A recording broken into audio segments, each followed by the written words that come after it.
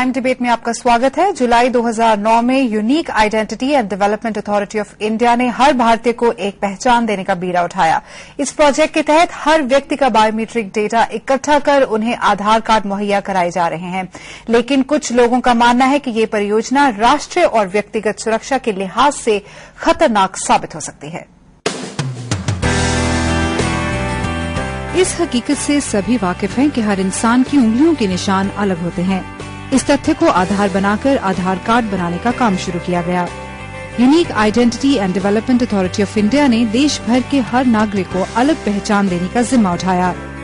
अनुमान के मुताबिक इस प्रोजेक्ट पर करीब 1.5 लाख करोड़ रुपए खर्च किए जा रहे हैं, लेकिन सवाल ये भी उठा है कि ये परियोजना इस लायक है कि इस पर इतना पैसा खर्च किया जाए। जानकारों की माने तो इससे एक आम आदमी को काफी फायदा मिलेगा, वहीं गरीबों और मजदूरों को उनकी खुद की एक पहचान मिलेगी जो आज तक इससे वंचित थे। वहीं सरकारी योजनाओं का फायदा इन लोगों तक आसानी से पहुंच पाएगा। इतना ही नहीं, बैंक खाता खुलवाना हो या फिर कोई और काम जिसके लिए पहचान पत्र की जरूरत हो, सब यूआईडी कार्ड की मदद से संभव हो पाएगा। उधर इस प्रोजेक्ट के विरोधियों का मानना है कि ये सिर्फ पैसे और वक्त की बर्बादी है। कहा जा रहा है कि इसका राजनीतिक फायदा उठाया जा सकता है। वहीं इस बात का डर भी जताया जा रहा है कि ये राष्ट्रीय और जाति सुरक्षा के लिए खतरा है। बहरहाल आधार कार्ड का काम अब पूरा होने की कगार पर है। आज नहीं तो कल ये पता चल ही जाएगा कि ये देश के आधार को कितनी मजबूती देगा।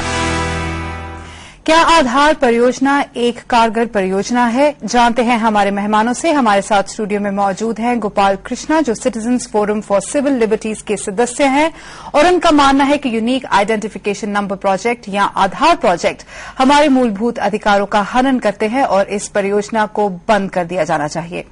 उषा रामनाथन, जो एक ज्यूरिस्ट हैं और यूआईडीएआई के तीखे आलोचकों में से एक हैं, और प्रोफेसर मंजीत सिंह, पंजाब यूनिवर्सिटी के सोशियोलॉजी डिपार्टमेंट में पढ़ाते हैं। आप सबका स्टूडियो में बहुत बहुत स्वागत है। मिस्टर कृष्णा, मैं आपसे शुरू करना चाहूंगी। आपकी ऑब्जेक्शंस के बारे में तो हम बाद में बात करेंगे, बट आप क्या बिल्कुल किसी तरह से भी इस यूआईडी के साथ सहमत नहीं है? नहीं, आपने कहा कि यूआईडी नंबर, आधार नंबर भारतीयों के लिए है जी। ये असल में सही नहीं है, ये भ्रम फैल गया है। ये भारत में रहने वालों के लिए है, भारतीय नागरिकों के लिए नहीं है। इसलिए जैसे दलाई लामा को आधार नंबर दिया गया जी, वो जो कि भारतीय नहीं है। तो ये क्या ये सिर्फ आपकी प्रिजम्पशन नहीं है? नहीं, ये यूआईडी अथॉरिटी का खुद का कहना है जी, कि यूआईडी नंबर रेसिडेंट्स के लिए है, सिटीजन्स के लिए नहीं है जी। और हम लोगों का जितने भी मानवाधिकार पे काम करने वाले लोग हैं जो इसको फॉलो कर रहे हैं, उनका ये मानना है कि मानवाधिकार का ये उल्लंघन इस तरीके से करता है कि ये 10 उंगलियों का फिंगरप्रिंट लेता है। मगर रेसिडेंट्स में तो सिटीजन्स भी शामिल होते हैं। रेसिडेंट्स एक यूनिवर्सल सेट है, लेकिन ये आइडेंटिटी प्रूफ फॉर सिटीजनशिप नहीं है, ये आइडेंटिटी प्रूफ फॉर रेसिडेंटशिप है। इसलिए मैंने दलाई लामा का नाम लिया, क्योंकि Dalai Lama citizen of India नहीं है, वो रेसिडेंट है और वो डेमोन्स्ट्रेट करता है। और ये जो फिंगरप्रिंट्स 10 उंगलियों के लिए जा रहे हैं और आईरिस के लिए जा रहे हैं, ये कानून के तहत सिर्फ कैदियों के लिए जाते हैं मजिस्ट्रेट के परमिशन से।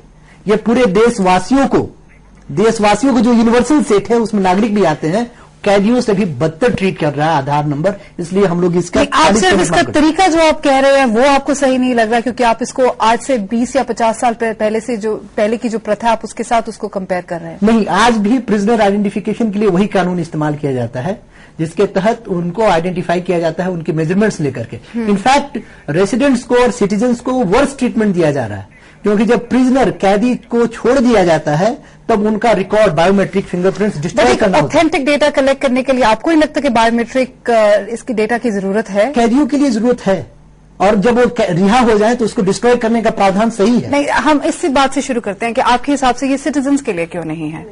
या please comment at this point. Actually, there are 2-3 things in this. The first thing is that there are many presumptions even about biometrics. The presumption that biometrics can actually lead to deduplication and can lead to every person being recognized individually, and every person after that being capable of being authenticated as that person. For that, first of all, the fingerprint and the iris scan method has to work. It has to work across a 1 point whatever billion population. Okay? Right. Now, actually, their own You are saying that it documents... can be copied? No, their own documents, the UIDAI's documents, they said put together a biometrics committee, and the committee went into the question of whether fingerprints will work across the Indian population or not. We had also before us another committee report that had been done when the US wanted to go into this biometric exercise, where a scientific committee that they had set up, they went into it and they found that across that breadth of population and across time, biometrics are unreliable markers. In India, when the UIDAI set up its biometrics committee, which gave its report in December 2009 for the first time, they said that in this country... But tell me, can you have like two different samples and the same impression? I mean, your impression of an iris or your fingers are the same. Can two people have that? But it's not. Firstly. Secondly, when you give your fingerprint in a certain way, you should be able to authenticate it as exactly that. If there is any problem at all, for instance, manual workers, they have a problem because they get, chapped fingers. They have a problem with their fingers, manual workers. For instance, people who are older find that their biometrics change. It doesn't come as clearly. So it's actually a problem to use biometrics. The UIDAI's own... That's your only objection? No. I have many objections. You want me to start? I can tell you many. Since you were discussing but biometrics, as a concept, you do not agree with this. With the UID, actually, let me make my position clear on this. I think it's fair that any person in this country who wants an ID should have an ID. All right. And I think the voter ID exercise that was started was an extremely useful exercise because people were able to get themselves an ID. That ID served the purpose of their exercising their right to vote. It was given for all adults 18 and above, which is the time that you come into adulthood when you need to assert your identity. Right. And it had sufficient information in it for you to identify yourself. But that is only beyond a certain age. When you turn adult, only then you can have your voter ID. But it doesn't apply. It's also for 18. Yeah, that's beyond that. But this UID is for the children as well. And what are you going to do with UID? First of all, what are you going to do with UID for children? Secondly, for children, fingerprints do not work. That's the reason that they have to keep giving it back in maybe 16 or 18. But then you have to create schemes around that data which you will collect, and that will benefit the children as well, not only to the... You don't... that's the other myth that has got created, which I think is a very interesting myth, that you cannot deliver services unless you can specifically identify every individual in this country. Where you have 43% of our children being malnourished, I'm not sure that you need to know every child as much as you need to know aggregations of populations who need to be, given what they need. There are many myths that are being created in the process of this UID, and this is one such. Right. Professor Manjeet जी, आपके पास आऊंगी. आप इस concept को पहले तो कितनी अच्छी तरह से इस कॉन्सेप्ट को समझते हैं और क्या आप इसके हक में हैं या नहीं? नहीं, मैं नहीं समझता होता तो यहाँ नहीं बैठा होता. थोड़ा बहुत जितनी की मुझे समझ है वो ये है कि कंट्रोवर्सी इसके बारे में ये है कि गवर्नमेंट ये कह रही है बार बार कि हम लोगों को प्रॉपरली आइडेंटिफाई करके उनको सर्विसेज डिलीवर करना चाहते हैं, health services, developmental, PDS, other things, ration card, all these things we want to deliver through this. अब ऐसे में ये तो लोगों, अगर गवर्नमेंट की ये मंशा है तो किसी को उतना आपत्ति नहीं होनी चाहिए.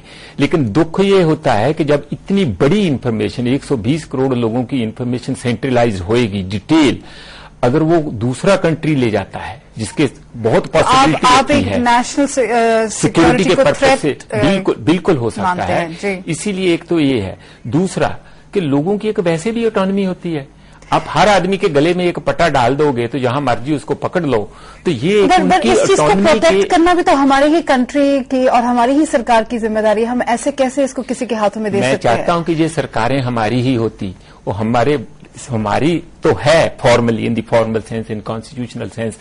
हमारी का मतलब लोगों की, लेकिन जिस ढंग की लोगों की दुर्दशा उन्हीं सरकारों के बिल्कुल रूल करते करते होती है. इतने लोग मर रहे हैं, सुसाइड कर रहे हैं, माल नरिश्ड हैं, हेल्थ सर्विसेज काम नहीं कर रही हैं. सरकारें फिर भी अच्छी भली चलती हैं, एक आती है दूसरी जाती है. ऐसी परिस्थिति में लोगों को डर ये है कि कल को वही लोग अगर जो सरकार प्रॉमिस करती है वो डिलीवर नहीं करेगी, तो कल को उनको अगर प्रोटेस्ट करना पड़ेगा तो फिर ये उनको पकड़ने के लिए, आइडेंटिफाई करने के लिए भी यही आधार होगा। प्रोफेसर मंजीत जी, ऐसे तो फिर काफी स्कीम्स हैं जो आने की सोच रही है, जो सरकार सोच रही है लेके आने के लिए। अगर हम पहले ही किसी चीज के आने से पहले ही अगर घबराते हैं या डरते हैं, उसको लेकर नहीं आते हैं, उसको ट्राई और टेस्ट नहीं करते हैं, तो हम कैसे कह सकते हैं कि वो हमारे लिए सही साबित नहीं? देश में इतनी पहले स्कीमें थी, कभी उसका रिव्यू हुआ? सब कुछ होता है, रिव्यू भी होता है वैसे फॉर्मली, लेकिन कभी चलती क्यों नहीं है? क्यों नहीं अभी तक? 94 से जो पंचायती राज एक्ट बना हुआ है, 29 डिपार्टमेंट्स 11th शेड्यूल में कॉन्स्टिट्यूशन में दिए हुए हैं, अगर जो वो सारे लोकल बॉडीज को देने हैं, आज तक ट्रांसफर नहीं किए गए हैं। नरेगा जैसी प्रोग्रेसिव स्कीम यही लोग लागू करेंगे इसके थ्रू। वो हम आपकी बात से बिल्कुल सहमत है, मगर आपको नहीं लगता कि अगर ऐसी आइडेंटिफिकेशन, यूनिक आइडेंटिफिकेशन सबके पास हो तो ये आसान हो जाए? मुझे लगता है कि आइडेंटिटी की प्रॉब्लम नहीं है। गांव में क्या पंचायत वाले जानते नहीं है? नहीं, वो बात तो सही है। पंचायत हर बच्चे को, हर बूढ़े को, उसकी हिस्ट्री को और उसकी पुरानी जेनियोलॉजी को भी जानते हैं। ये लोगों को डर ये है कि ऐसी जो सेंट्रलाइज्ड इंफॉर्मेशन है, detail information, it's encroachment on privacy of A individual, उसकी ऑटोनॉमी जो है उस पर एनक्रोचमेंट है। और दूसरा जो है कि कल को कोई इसको मिस यूज करेगा, जब मैं अपनी चीज किसी को पकड़ा वो प्रिजम्पशन नहीं है? आपको लगता है कि आप इसको प्रिज्यूम कर रहे हैं कि ऐसा कुछ हो जाएगा?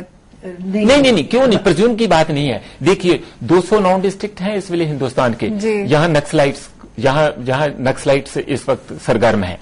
और ये हमारे प्रधानमंत्री कितनी बार कह चुके हैं कि biggest threat to internal security is from naxalites. अब उनका सारे का एक जगह बना के अगर उनको पकड़ना, आइडेंटिफाई करना हो, तो ये जो it's a very dangerous for protest movements. ये जो होती सिविल सोसाइटी की एक अपना आधार होता है, एक अपनी स्पेस होती है, उसमें इंटरफियरेंस ही नहीं, उसमें एनक्रोचमेंट भी है। मैं तो कहूंगी जी, I just have this to see. I completely see what the professor is saying. See, the thing is, you have to decide whether we are citizens or we are subjects. If we are subjects, then we will sit there and say, "अच्छा state, please give me जो भी आप दे सकते हैं दे देना, हम यहाँ बैठ के वेट करेंगे passively for something to come to us." This is an active citizenry in a democracy. The UID project, if you read all the literature and all the programs that are being brought up, notice some basic things. First of all, they say UID creates an open architecture of identity. It does not deliver any services. It does not entitle you to anything. जिनको देना है, अगर इसको इस्तेमाल करना चाहते हैं तो कर सकते हैं और इस्तेमाल कर सकते हैं, and they can deliver the service to you. That's the first thing.